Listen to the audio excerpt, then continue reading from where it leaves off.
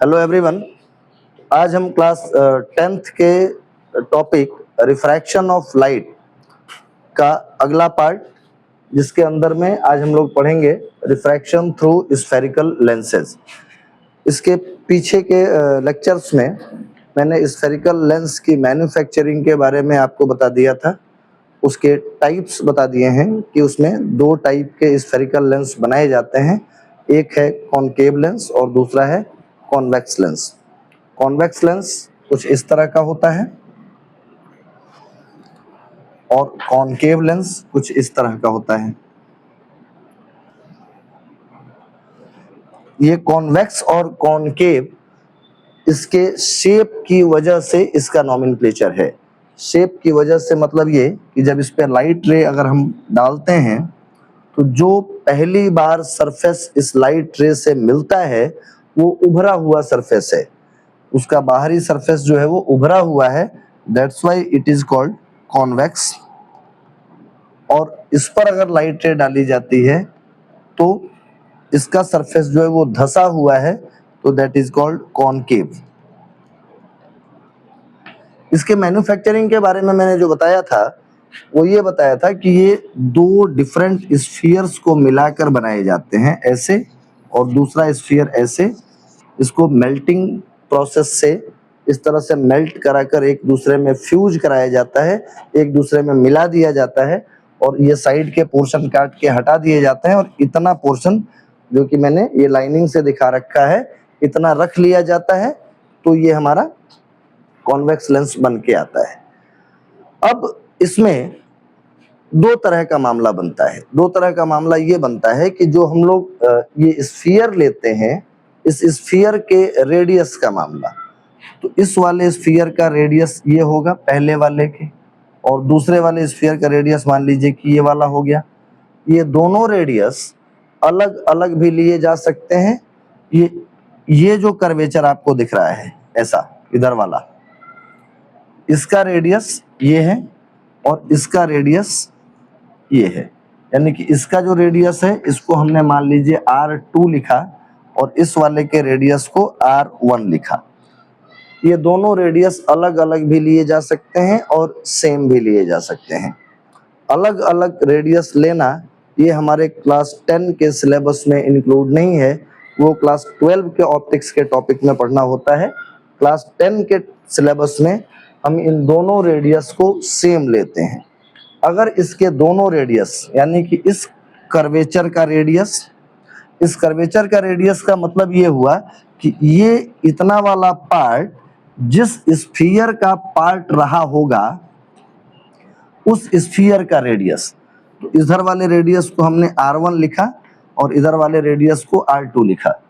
इस कर्वेचर का जो रेडियस होगा वो R2 होगा, और इस कर्वेचर का मतलब कि ये कर्व का जो रेडियस होगा वो R1 अगर लिया जाता है तो ये डिफरेंट रेडियस हो गए, उसको हम कॉन्वेक्स लेंस इन जनरल बोलते हैं। और अगर ये दोनों रेडियस सेम ले लिए गए तो this lens is called also by convex lens, इसको बाई कॉन्वेक्स। और अगर इस दोनों कर्वेचर का रेडियस सेम लिया गया है तो this lens is also known as biconcave lens. हालांकि क्लास 10 में बहुत व्यापक रूप से, बहुत प्रॉपर तरीके से बाई कॉन्वेक्स और बाई कॉनकेव शब्द का यूज बहुत ब्रॉड लेवल पे नहीं है। किसी किसी क्वेश्चंस में आपको मिल सकता है, कहीं किसी पर थोड़ा सा थ्योरी में भी मिल सकता है, लेकिन अगर वो कॉन्वेक्स और कॉनकेव भी बोलता है तो हम ये मान के चलते हैं कि हमने दोनों रेडियस जो है वो सेम लिया हुआ है। क्लास 12 में वो अगर सेम लिया गया है तो बाई कॉन्वेक्स और बाई कॉनकेव बोलेंगे, अगर डिफरेंट लिया गया है तो सिंपली कॉन्वेक्स या कॉनकेव बोलते हैं। अब इसके कुछ पॉइंट्स होते हैं, वो पॉइंट्स समझते हैं इसमें क्या क्या टर्मिनोलॉजी यूज होती है, कुछ चीज़ों के डेफिनेशन पढ़ते हैं, उसके बाद तब इसमें रे डायग्राम और इमेज फॉर्मेशन कैसे होता है ये देखेंगे। सबसे पहला पॉइंट जो आता है, पहले हम कॉन्वेक्स लेंस के बारे में डिस्कस करना है। कॉन्वेक्स लेंस, कॉन्वेक्स लेंस जो है जब ये एयर में रखा गया है एयर में रखा गया है, मतलब कि हम इसका इन जनरल अपने लाइफ में यूज कर रहे हैं।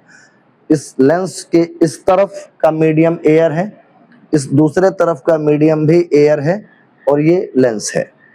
जब इसमें ऐसा रखा गया है तो एक लाइन जो है इसके ठीक बीच में से पास करती है।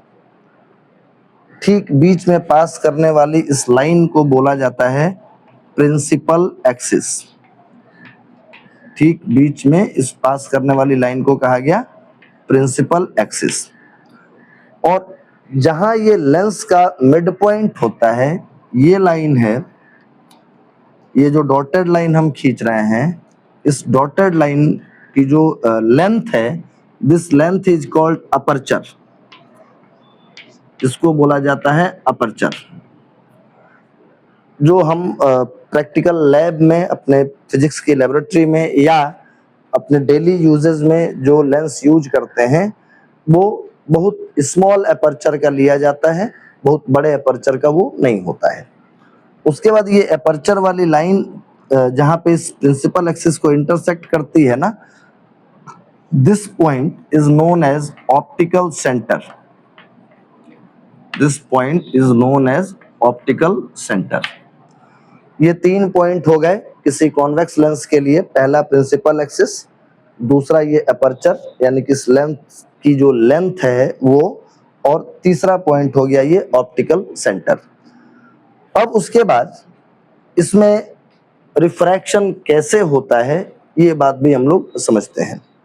रिफ्रैक्शन कैसे होने का कॉन्सेप्ट थोड़ा ध्यान से देखिएगा कि इसमें रिफ्रैक्शन कैसे होता है। आप इसको अगर नोट कर लिए होंगे तो मैं इसको इरेज करता हूं। यहाँ पे हमारे पास लेंस की शुरुआत में ये पोर्शन पड़ा, ये हमने प्रिंसिपल एक्सिस ड्रॉ कर लिया। ये प्रिंसिपल एक्सिस जो ड्रॉ किया गया है, ये इस कर्वेचर के ठीक मिड पॉइंट से पास करता है। इस जिस कर्वेचर का ये पार्ट रहा होगा, मैं टेम्पोरली उसको ड्रॉ कर रहा हूं। ये इस तरह की सर्किल का पार्ट रहा होगा, और इस सर्किल का सेंटर जो है वो कहीं यहां रहा होगा। इतना दूर जो हमने लेंस लिया हुआ है, इस लेंस का सेंटर यहां रहा होगा।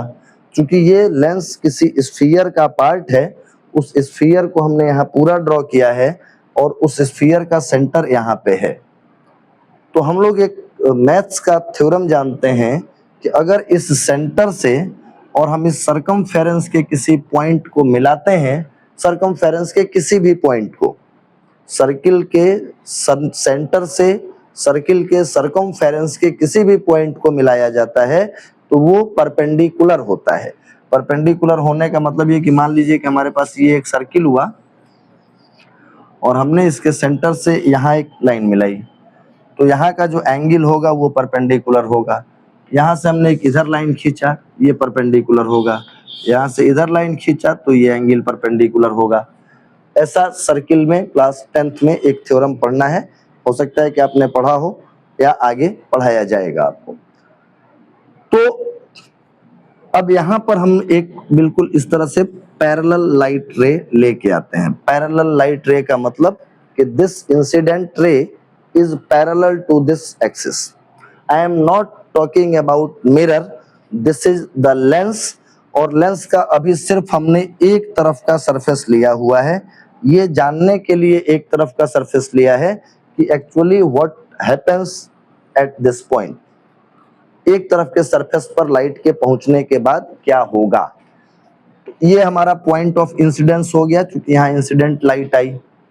अब इसके आगे का जो मीडियम है वो तो लेंस है। इधर का मीडियम कैसा है? लेंस है। तो लेंस जो है एयर के रिस्पेक्ट में डेंसर मीडियम है। तो सबसे पहला काम है कि हम यहाँ पे एक नॉर्मल ड्रॉ करते हैं। ये हमने सेंटर से उस पॉइंट ऑफ इंसिडेंस को मिला दिया। तो अभी मैंने आपको बताया कि ये यहाँ पे परपेंडिकुलर होगा, तो ये जो लाइन ड्रॉ की गई है ये नॉर्मल का काम करती है। अब हम लोगों ने रिफ्रैक्शन के शुरुआती थ्योरी में ये बात पढ़ रखी है कि when light travels from rarer medium to denser medium, इधर का मीडियम एयर हुआ इधर का मीडियम लेंस हुआ। तो जब, अब मैं यहाँ लिख भी दे रहा हूँ, इधर का मीडियम एयर है और इधर का मीडियम लेंस है, ग्लास है। तो ग्लास का मतलब हुआ कि ये डेंसर हो गया, इधर का रेरर हो गया। तो रेरर हुआ तो यहाँ से ये लाइट जो है जब रेरर से डेंसर में ट्रेवल करेगी तो ये टुवर्ड्स द नॉर्मल बेंड होगी, कुछ ऐसे, कुछ इस तरह से ये लाइट बेंड हो जाएगी। ये बात आपको समझ में आ रही होगी कि लाइट को ऐसे सीधा जाना चाहिए था अगर इसकी मुलाकात लेंस से नहीं हुई होती तो, लेकिन जैसे ही मीडियम बदला और मीडियम रेरर से डेंसर हुआ, ये टुवर्ड्स द नॉर्मल बेंड कर गई। ठीक, इसको हम बहुत आगे तक नहीं बढ़ा रहे हैं। अब इसके आगे दूसरी कहानी देखते हैं। दूसरी कहानी ये बन जाएगी कि हमारे पास ये सेकंड वाला सरफेस आ गया, ये यहां पहुंच के उस लाइट रे की मुलाकात इस सेकंड सरफेस से हो जाएगी। तो जब लाइट की मुलाकात सेकंड सरफेस से हो गई तो जो हमने ये थोड़ा आगे बढ़ा रखा है इसको हटा देते हैं और आप ये देखिए कि अब हमारे पास ये सरफेस ऐसा है। तो ये किस स्फीयर का पार्ट रहा होगा? उसका स्फीयर कुछ इधर रहा होगा, इस तरीके से, ऐसे। तो इसका सेंटर कहीं इधर होगा। ये पहले वाले सरफेस के लिए सेंटर था, इसको हमने C1 लिख दिया। ये इस दूसरे वाले सरफेस के लिए है, इसको हमने C2 लिख दिया। अब आप C1 की बात भूल जाइए और आप C2 को देखिए। C2 पर ये वाली लाइट पड़ रही है ऐसे, यहां पॉइंट ऑफ इंसिडेंस हो रहा है। तो हम यहां से उस पॉइंट को अगर मिलाएंगे तो ये दूसरी वाली लाइन जो है एक तरह से नॉर्मल का बिहेव करेगी। सेंटर 2 से सेकंड वाले सरफेस के पॉइंट ऑफ इंसिडेंस को हमने मिलाया तो ये नॉर्मल बन गया। अब यहां पर केस क्या होगा कि इसके इस तरफ अब एयर हो गया, लेंस तो यहीं खत्म हो गया। यहां जब पहली बार लाइट पड़ी थी तो ये मीडियम लेंस का था। अब यहां से जब यहां पड़ेगा और यहां से बाहर निकलना होगा तो ये तो लेंस खत्म हो गया, ये एयर हो गया। तो लेंस खत्म होके एयर होने का मतलब हुआ कि यहाँ पर रिफ्रैक्शन का टाइप बनेगा फ्रॉम डेंसर टू रेरर। तो जब यहाँ डेंसर से रेरर बनेगा तो डेंसर से रेरर में जाने पर क्या होता है, तो ये हमको पता है कि डेंसर से रेरर में जब लाइट ट्रेवल करती है तो it moves away from the normal. तो यहाँ से ये, अब ये नॉर्मल है तो नॉर्मल से ये अवे मुड़ गई, यानी कि ये लाइट फाइनली ऐसे आई, फिर यहां से ये इधर मुड़ी और फिर यहां से ये इधर मुड़ गई। ये एक्चुअली होता है किसी कॉन्वेक्स लेंस में। क्योंकि ये बीच वाले पोर्शन को यानी लेंस वाले एरिया को हमने थोड़ा ब्रॉड दिखाया हुआ है, तो हमको ये बात एग्जैक्टली समझ में आ रही है कि ये लाइट ऐसे पैरेलल आएगी तो ये लेंस उसको मोड़ के लाकर प्रिंसिपल एक्सिस पर मिला देगा और ये फिनोमिना कहलाता है टू कन्वर्ज द लाइट। ये फिनोमिना क्या कहलाता है? To converge. इसीलिए इस लेंस का नाम कन्वर्जिंग लेंस भी होता है। कन्वर्जिंग लेंस इसलिए बोला जाता है कि in normal situation, normal situation का मतलब कि इधर एयर, ये लेंस और फिर इसके दूसरी तरफ भी एयर है, यानी कि लेंस का जो मीडियम है वो अपने सराउंडिंग के मीडियम से डेंसर है। तो अगर ऐसा है तो इस शेप का लेंस जो होता है वो लाइट रे को कन्वर्ज कराता है। इसी तरीके से हम लोग डाइवर्जिंग लेंस को भी एक्सप्लेन कर सकते हैं कि वो डाइवर्ज क्यों कराता है। खैर डाइवर्जिंग लेंस जब देखेंगे तो समझेंगे उसको, लेकिन अभी इतना कॉम्प्लिकेटेड टाइप डायग्राम जो हमको दिख रहा है तो हम इतना कॉम्प्लिकेटेड डायग्राम इस के लिए बनाते नहीं हैं। यहाँ मैंने सिर्फ इसलिए बताया कि अगर किसी के दिमाग में इस तरह की बात पैदा हो जाए कि आखिर ये कन्वर्ज क्यों कराता है, तो ये उसका एक्सप्लेनेशन था कि ये लेंस जो है वो कन्वर्ज ही क्यों कराएगा। उसके बाद अब नॉर्मली हम लोग दिखाते कैसे हैं, तो दिखाते ऐसे हैं। क्या हुआ था, तो लाइट हम लोग पैरेलल लेके आए थे और उसको ठीक हम लोग ये ऑप्टिकल सेंटर के सामने लाके मोड़ देते हैं। क्योंकि ये थिकनेस जो है ना, ये बहुत ज्यादा नहीं होती है, बहुत पतली होती है, तो ये दो जगह मोड़ना समझ में नहीं आता है। होता एक्चुअली वो दो जगह मुड़ने वाला ही, लेकिन वो दो जगह मुड़ना हमको समझ नहीं आता है।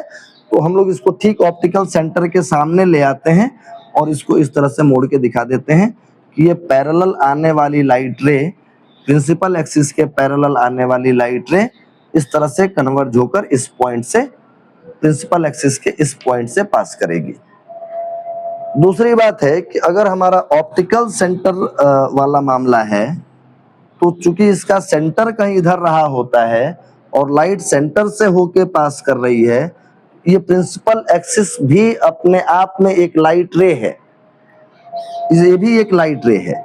लेकिन इस लाइट रे की कहानी ये है कि ये इन दोनों सरफेसेज के सेंटर से होकर पास करेगी।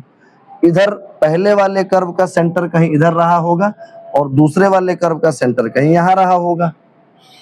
इस कर्व का सेंटर इधर, इस कर्व का सेंटर इधर, तो लाइट जब सेंटर से होके पास करती है तो ये ऑटोमेटिकली नॉर्मल बन जाती है। क्योंकि मान लीजिए कि हमारे पास ये एक वो है, सर्किल है और यहाँ सेंटर है, यहाँ सेंटर से ये लाइट पास करा दी है, नॉर्मल हो गई। ये भी लाइट पास करा दी है तो नॉर्मल हो गई। ये वाली लाइट पास करा दिया तो नॉर्मल हो गई। ये वाली लाइट पास करा दिया तो नॉर्मल हो गई। तो सेंटर से पास होने वाली लाइन जो है वो नॉर्मल है। तो अगर उस नॉर्मल के अलोंग कोई लाइट रे पास करेगी तो वो डिफ्लेक्ट नहीं होती है, वो डेविएट नहीं होती है, वो स्ट्रेट निकल जाती है। तो एक लाइट रे ये प्रिंसिपल एक्सिस के अलोंग अगर जाएगी तो वो स्ट्रेट निकल गई, और एक ये प्रिंसिपल एक्सिस के पैरेलल आई तो ये कन्वर्ज होकर इस पॉइंट से पास करती है। अगर यहाँ पे हम नीचे एक पैरेलल लाइट रे लेके आए तो ये इसको इधर मोड़ेगा और इस पॉइंट से पास करा देगा, कुछ ऐसा होगा। तो ये कॉन्वेक्स लेंस की कन्वर्जिंग प्रॉपर्टी है। यहाँ पे ये लाइट रे को कन्वर्ज करा रहा है और इसीलिए इसको कन्वर्जिंग लेंस भी बोला जाता है। ठीक, अब इसमें किस तरह से रे डायग्राम ड्रॉ होता है और इसके और भी कौन कौन से पॉइंट होते हैं, तो उस चीज को डिफाइन करने के लिए हम लोग सबसे पहली चीज जो एक्सप्लेन करते हैं वो होता है, तीन बातें तो मैंने आपको पहले ही बता रखी हैं। पहला, प्रिंसिपल एक्सिस क्या होता है, दूसरा एपर्चर ऑफ द लेंस क्या होता है, और तीसरा ऑप्टिकल सेंटर क्या होता है। ये तीन बातें हम लोगों ने पहले समझ रखी हैं। उसके बाद नेक्स्ट पॉइंट आता है प्रिंसिपल फोकस। अगला पॉइंट है प्रिंसिपल फोकस। आप मिरर का कॉन्सेप्ट अगर याद करेंगे तो मिरर के कॉनकेव मिरर के केस में क्या होता था आप जरा याद करिए। ये हमारे पास अगर कॉनकेव मिरर हुआ करता था तो यहाँ हमारे पास प्रिंसिपल एक्सिस होता था, इस पर एक पॉइंट हम लोग सेंटर ऑफ कर्वेचर डिफाइन करते थे, और इस प्रिंसिपल एक्सिस के पैरेलल अगर हम लोग लाइट रे लेके आते थे तो ये रिफ्लेक्ट होने के बाद जिस पर्टिकुलर पॉइंट से पास होता था ये पॉइंट कहलाता था प्रिंसिपल फोकस। यानी कि प्रिंसिपल फोकस को कॉनकेव मिरर के केस में, अच्छा एक बात और ध्यान देने वाली है कि कॉनकेव मिरर का काम, कॉनकेव मिरर का फंक्शन और कॉन्वेक्स लेंस का फंक्शन एक तरह से कन्वर्ज कराना ही है लाइट को। ये अलग बात है कि ये रिफ्रैक्शन नहीं करता है, ये रिफ्लेक्शन के थ्रू कन्वर्ज कराता है। कॉन्वेक्स लेंस जो है वो रिफ्रैक्शन के थ्रू कन्वर्ज कराता है, लेकिन कराते दोनों कन्वर्ज ही हैं। तो प्रिंसिपल फोकस डिफाइन करने के लिए हमने बोला कि लाइट को पहले पैरेलल लेके आइए, यहाँ पे रिफ्लेक्शन हो गया। उसी तरह से अगर लेंस की बात करें और रिफ्रैक्शन की बात करें तो प्रिंसिपल फोकस कैसे डिफाइन किया जाता है, पहले आप वो फिगर के थ्रू समझ लीजिए कि प्रिंसिपल एक्सिस क्या होता है, उसके बाद उसको डेफिनेशन में कन्वर्ट कर लेंगे। तो ये हमारा कॉन्वेक्स लेंस हुआ, ये प्रिंसिपल एक्सिस हो गया, ये पॉइंट हमारा ऑप्टिकल सेंटर हो गया जिसको हम O से डिनोट करते हैं। प्रिंसिपल फोकस डिसाइड करने के लिए हम लोग इस लेंस पर पैरेलल लाइट रे का इंसिडेंस कराते हैं। पैरेलल लाइट रे का मतलब कि parallel to the principal axis. Principal axis के पैरेलल आने वाली लाइट रे रिफ्रैक्शन के बाद जिस पॉइंट से पास होती है, ये पॉइंट कहलाता है प्रिंसिपल फोकस, और इसको हम F1 से डिनोट करते हैं। एक नंबर फोकस यही है, प्रिंसिपल फोकस। इसको कैसे हम लोकेट करते हैं, कैसे इसको फाइंड आउट करते हैं कि लेंस का प्रिंसिपल फोकस कहाँ होगा, उसके लिए प्रिंसिपल एक्सिस के पैरेलल लाइट लेकर आइए और ये देखिए कि रिफ्रैक्शन के बाद वो किस पॉइंट से होकर पास कर रहा है। I am talking about convex lens, principal focus of convex lens. अभी हम सिर्फ कॉन्वेक्स लेंस डिस्कस करेंगे, फिर कॉन्केव लेंस अलग से डिस्कस करेंगे। तो principal focus of convex lens के लिए कॉन्वेक्स लेंस के पैरेलल, प्रिंसिपल एक्सिस के पैरेलल हम लोग लाइट रे को लेकर आए। रिफ्रैक्शन के बाद वो जिस पॉइंट से गया, ये पॉइंट कहलाया प्रिंसिपल फोकस। ठीक, आप एक पैरेलल लाइट चाहें तो आप इधर से भी ले आ सकते हैं और ये लाइट रे जो है वो इस पॉइंट से होकर इस तरीके से पास करेगी। ये हमारा प्रिंसिपल फोकस होता है। उसके बाद ऑप्टिकल सेंटर से और इस प्रिंसिपल फोकस की जो लेंथ होती है, ये लेंथ कहलाती है, स्मॉल f से इसको डिनोट किया जाता है और स्मॉल f को बोला जाता है फोकल लेंथ। Focal length. इस फोकल लेंथ के ठीक डबल डिस्टेंस पर हम एक और पॉइंट लोकेट करते हैं और इसको डिनोट किया जाता है, दैट इज द 2f1। अब बात आती है प्रिंसिपल फोकस को डेफिनेशन में क्या लिखें, तो ये लिखा जाएगा कि it is the point, principal focus की डेफिनेशन है कि it is the point on principal axis,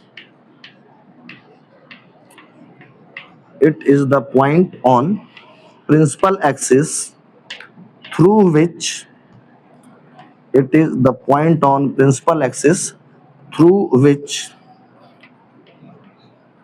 the refracted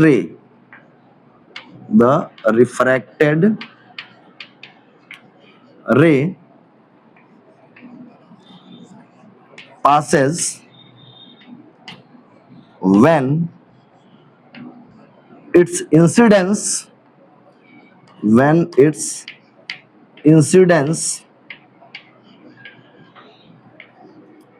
on the lens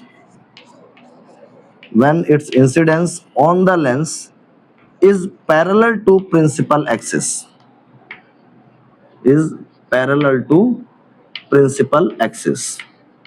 आप ये स्टेटमेंट समझ भी लीजिए एक बार फिर से।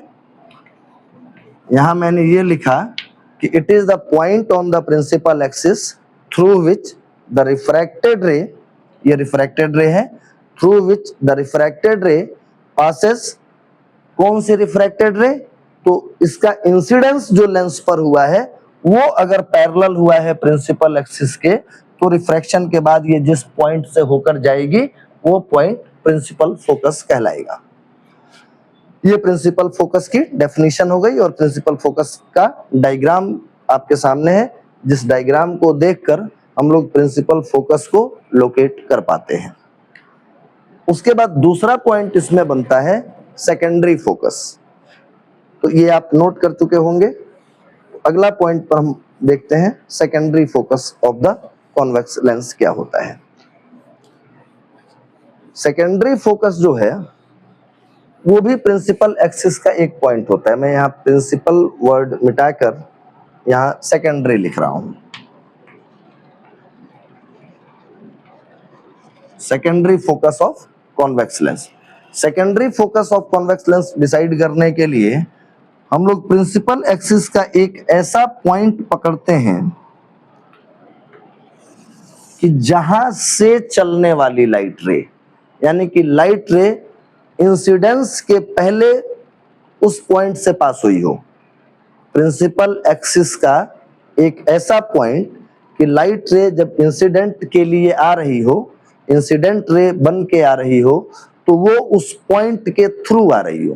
प्रिंसिपल एक्सिस पर सिचुएटेड एक ऐसा पॉइंट, मान लीजिए यहाँ कोई पॉइंट हो गया हमारे पास, ठीक है, और यहां से ये लाइट रे ऐसे आ रही है, ऐसे। ये हो सकता है ये लाइट रे कहीं इधर से आ रही होगी, लेकिन ये इस पॉइंट से पास हो रही है, प्रिंसिपल एक्सिस के इस पॉइंट से पास हो रही है। और यहाँ पे आने के बाद जब ये ऑप्टिकल सेंटर के सामने आके इसका रिफ्रैक्शन हुआ, तो रिफ्रैक्शन के बाद ये पैरेलल हो जाए, ऐसे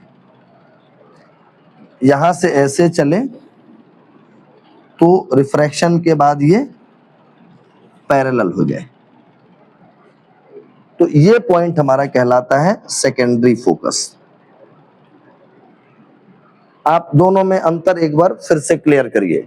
प्राइमरी फोकस या प्रिंसिपल फोकस किसको बोला गया कि लाइट रे को आप पैरेलल लेके आइए प्रिंसिपल एक्सिस के, और रिफ्रैक्शन के बाद वो प्रिंसिपल एक्सिस को जहां इंटरसेक्ट करेगा या प्रिंसिपल एक्सिस के जिस पॉइंट से होकर पास करेगा, वो पर्टिकुलर पॉइंट कहलाता है प्रिंसिपल फोकस।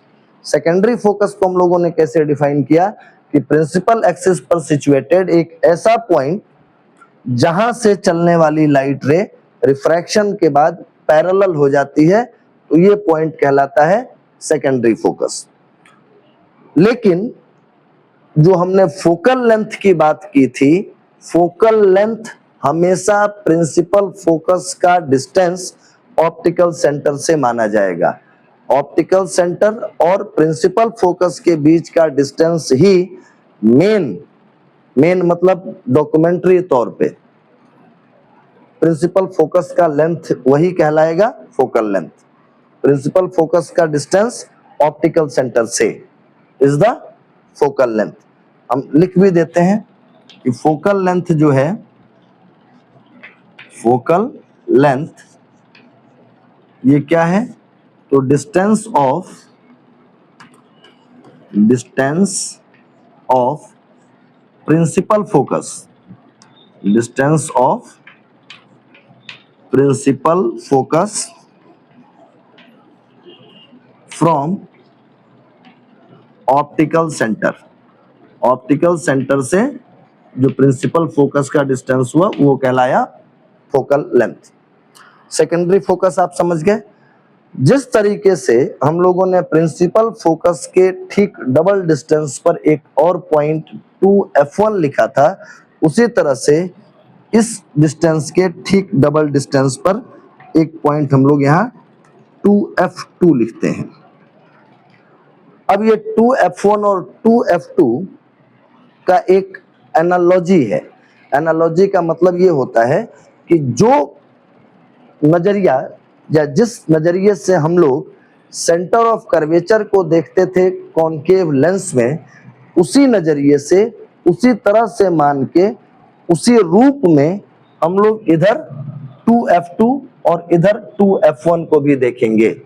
यानी वो ठीक बिहेवियर जो है जैसा वहां सेंटर ऑफ कर्वेचर करता था, उसी तरह से ये 2f2 वाला और इधर का 2f1 वाला बिहेवियर का मतलब मैं आपको एक छोटा सा एग्जांपल देके बता देता हूं कि कॉनकेव लेंस में अगर कॉनकेव मिरर में अगर हम लोग सेंटर ऑफ कर्वेचर पर ऑब्जेक्ट रखते हैं तो उसका इमेज सेंटर ऑफ कर्वेचर पर ही बनता है और इन्वर्टेड बनता है, इक्वल साइज का बनता है। उसी तरीके से अगर यहाँ ठीक 2f2 पर हम लोग कोई ऑब्जेक्ट रख दें तो उसका इमेज इधर 2f1 पर बनता है, इन्वर्टेड बनता है, रियल बनता है और इक्वल साइज का बनता है। तो आप इस बात से तो क्लियर हो गए होंगे कि जो काम मिरर में, कॉनकेव मिरर में सेंटर ऑफ कर्वेचर का था, ठीक वैसा ही फंक्शनिंग जो है वो कॉन्वेक्स लेंस में 2f2 और 2f1 का है। तो हम लोगों ने ये प्रिंसिपल फोकस और सेकेंडरी फोकस डिफाइन कर लिया। अब उसके बाद हम इसमें इमेज फॉर्मेशन और रे डायग्राम पर आते हैं। इमेज फॉर्मेशन और रे डायग्राम के बारे में हम लोग एक बात समझते हैं। सबसे पहला जो प्रश्न उठता है वो ये होता है कि ये ऑप्टिक्स के टर्म में हम लोग ऑब्जेक्ट और इमेज को कैसे डिफाइन करें। सबसे पहला पॉइंट जो हमारा बनता है वो ये बनता है कि in the case of optics या in the area of optics, मतलब ऑप्टिक्स का मतलब जिसमें हम लोग लाइट रे और लेंस और इमेज फॉर्मेशन इन सारी चीजों के बारे में पढ़ते हैं, तो अगर ऐसा है कि ऑब्जेक्ट किसको बोला जाए और इमेज किसको बोला जाए, तो अगर इन जनरल आपसे पूछा जाए कि अच्छा ऑब्जेक्ट क्या होता है, तो आप बोलेंगे कोई भी सामान जिसको हम किसी लेंस या किसी मिरर के सामने रख के और उसका इमेज देखना चाहते हैं। ये स्टेटमेंट है एक कॉमन मैन का। But for the student of physics हम ये बात नहीं बोल सकते कि कोई भी सामान है वो ऑब्जेक्ट है, नहीं। ऑप्टिक्स के रेलेवेंस में, ऑप्टिक्स के साथ जब हम लोग ऑब्जेक्ट को और इमेज को डिफाइन करते हैं, तो ऑब्जेक्ट होता है, ऑब्जेक्ट बोला जाता है intersection point of, intersection point of incident raise, incident raise. Object होता है intersection point of incident raise. और अब इंसिडेंट रेज का इंटरसेक्शन पॉइंट कैसे, तो मान लीजिए कि हमने यहाँ पर एक प्लेन मिरर ले लिया, मिरर के एग्जांपल से ही समझना ज्यादा बेहतर है, और एक लाइट रे ऐसे इंसिडेंट हो रही है और एक लाइट रे कुछ ऐसे इंसिडेंट हो रही है, तो यहाँ पे दो इंसिडेंट लाइट का इंटरसेक्शन पॉइंट ये वाला है, और ये इंटरसेक्शन रियल इंटरसेक्शन है। रियल इंटरसेक्शन का मतलब ये कि ये दोनों इंसिडेंट रे यहाँ पर रियली इंटरसेक्ट कर रही हैं, सही में काट रही हैं, तो ये ऑब्जेक्ट होता है रियल ऑब्जेक्ट। ये ऑब्जेक्ट बन गया रियल ऑब्जेक्ट। और दूसरा कि अगर मान लीजिए यहाँ पर हमारे पास एक प्लेन मिरर है और इसमें एक लाइट रे ऐसे पड़ी और एक लाइट रे कुछ ऐसे पड़ी, ये दो इंसिडेंट रे हैं, ये इधर इनका कोई इंटरसेक्शन नहीं हुआ है, तो हम इसको वर्चुअली आगे एक्सटेंड करते हैं, वर्चुअली, और ये दोनों वर्चुअली यहाँ पर इंटरसेक्ट करती हुई हमको दिख रही हैं। वर्चुअली दिख रही है का मतलब कि जब हम इस तरफ से देख रहे होंगे ना, तो हमको ये फील होगा, ऐसा लगेगा कि हमारी ये दोनों लाइटें इस जगह जाके मिल गई होंगी। ये वर्चुअल इंटरसेक्शन का आपको मैं एक एग्जांपल बताना चाहूंगा कि आप रेलवे पटरी पे जाइए, रेलवे ट्रैक पे जाइए, जाके वहां मतलब ऐसा नहीं है कि आप खड़े हो जाएंगे, ये सतर्कता के साथ आप उस समय जाएं या उस समय देखने की कोशिश करें जब ये आप कंफर्म हो लें कि किसी तरह के ट्रेनों की कोई आवाजाही नहीं हो रही है, नहीं होने वाली है थोड़ी देर तक। आपको बहुत मतलब आधे मिनट के लिए देखना होगा, लेकिन आप बहुत सतर्कता और सावधानी के साथ। मेरे ये कहने का मतलब ये नहीं है कि आप रेलवे ट्रैक पर जाकर आप इसको खड़े होकर देखने लगे। तो आप रेलवे ट्रैक पे देखेंगे तो आपको दो पटरियां जो पैरेलल चलती हैं, वो अगर बहुत दूर तक स्ट्रेट गई हैं ना, तो आपको ऐसा फील होगा कि ये दोनों पटरियां जाके आपस में मिल रही हैं। तो ऐसा तो नहीं है कि आप वहां जाएंगे तो वो दोनों पटरियां आपको आपस में मिली हुई दिख जाएंगी, मिल गई होंगी, ऐसा नहीं होता है। लेकिन जब आप बहुत दूर से देखते हैं तो आपको ऐसा लगता है कि वो दोनों पटरियां जाकर एक दूसरे से मिल रही हैं, and that point is called virtual intersection point. तो ये वर्चुअल इंटरसेक्शन हो रहा है इन दोनों लाइट रे का, इंसिडेंट रेज हैं ये, तो इसलिए यहाँ पे जो ऑब्जेक्ट बनता है ये वर्चुअल ऑब्जेक्ट होता है। और सबसे इंटरेस्टिंग पॉइंट इसमें ये है कि हमारे पास ऑब्जेक्ट जो है वो दो टाइप का हो गया, रियल ऑब्जेक्ट और वर्चुअल ऑब्जेक्ट। तो अब आप ये बात समझ गए होंगे कि मैंने ऐसा क्यों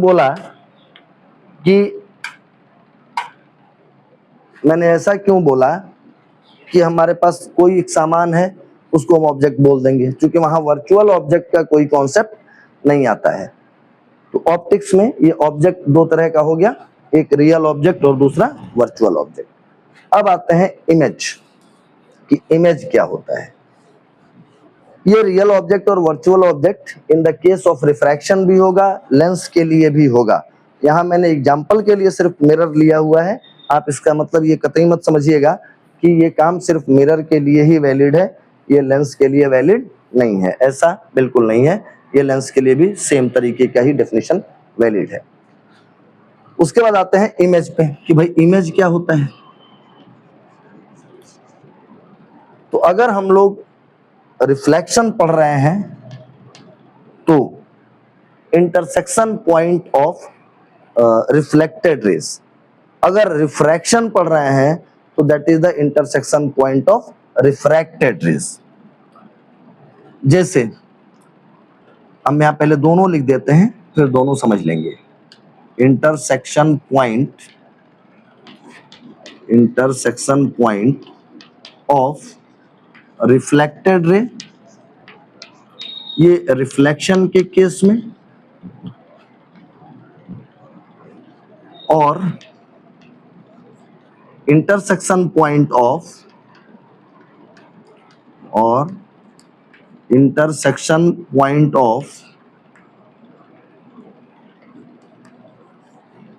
रिफ्रैक्टेड रे,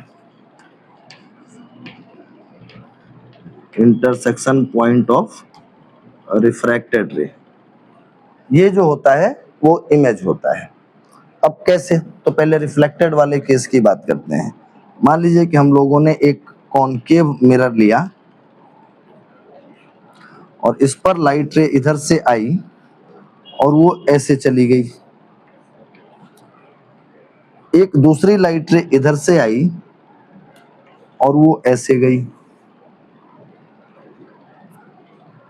दूसरी लाइट रे इस तरीके से जा रही है और ये वाली लाइट रे कुछ इस तरीके से जा रही है।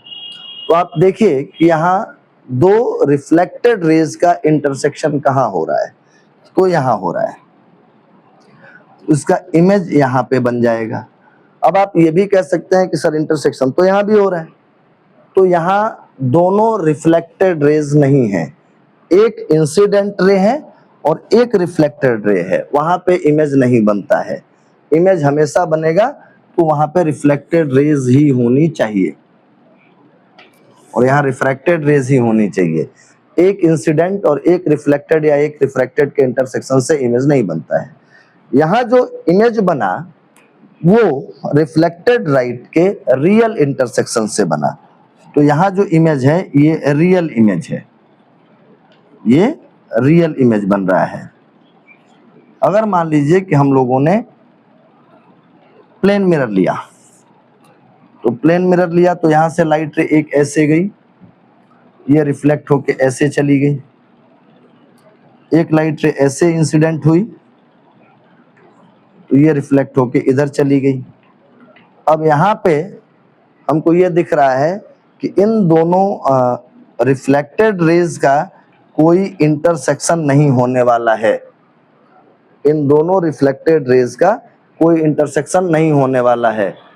तो इसके लिए हम लोग इस दोनों रिफ्लेक्टेड रे को वर्चुअली पीछे की तरफ एक्सटेंड करते हैं और यहाँ आकर इसका इमेज बन जाता है।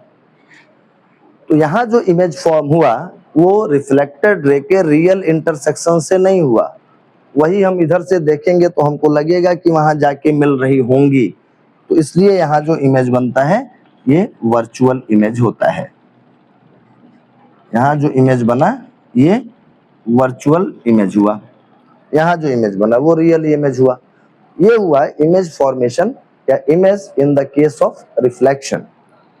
सिमिलरली इसी तरह से रिफ्रैक्टेड रेज का भी इमेज बनेगा। अब उसको हम लोग बहुत डिटेल में यहाँ पे डिस्कस करने का कोई मतलब नहीं है, उसको जब इमेज फॉर्मेशन करेंगे तो देख लेंगे कि कैसे उसमें रिफ्रैक्टेड रेज से इमेज बनता है। बस आपको ये ध्यान रखना है कि अगर रिफ्लेक्टेड या रिफ्रैक्टेड रे का रियल इंटरसेक्शन हो रहा है तो वो इमेज रियल इमेज होता है, और अगर रिफ्लेक्टेड और रिफ्रैक्टेड रे का वर्चुअल इंटरसेक्शन हो रहा है तो वो वर्चुअल इमेज होता है। यानी कि हमको ये भी पता चल गया कि there are two types of image, या तो रियल इमेज या तो virtual image. Thank you and that's all for today's. अगले वीडियो में मिलते हैं बाकी के केसेस के साथ।